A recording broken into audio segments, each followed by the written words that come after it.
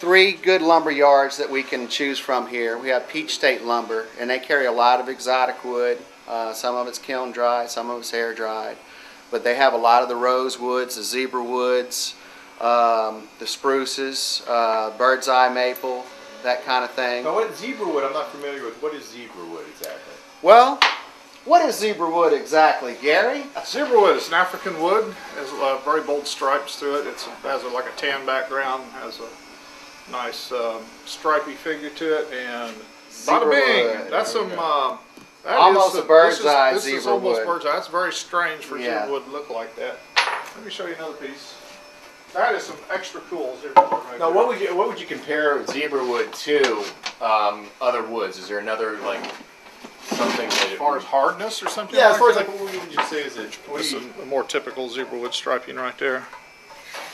Well, this in terms of hardness, about like ash. Okay. Also, it's hard to work with because it likes to splinter. Was it ash? Did you use that a lot in electric guitars? Swamp ash is. Yeah. It's less dense than standard. What they call Louisville slugger baseball bat. Right. Ash is a different deal. So it's not.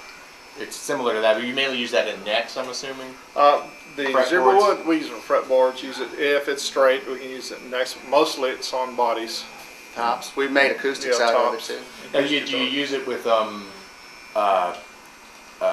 it's an inlay? You use it as well because it looks like it would be you can use it for decorative. inlay. It's used as decorative inlays on boxes and things where it's actually cut across the grain.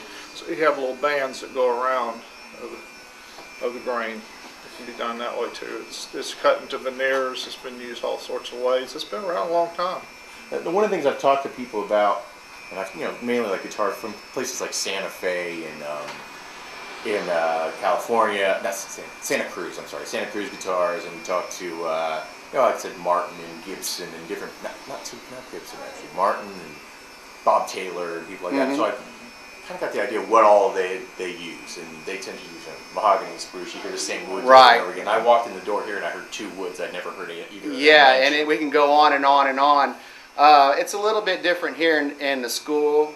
We can be experimental. A lot of the students want to experiment. We're not really limited on that production. If you have any one flaw, they're going to want to use a very stable, very reliable wood source. So they're going to use the most common woods, like the mahoganies that they can get in good quantities and good quality, and they can reproduce the same quality every time. Whereas here we're producing one-offs every 12 one-offs every class.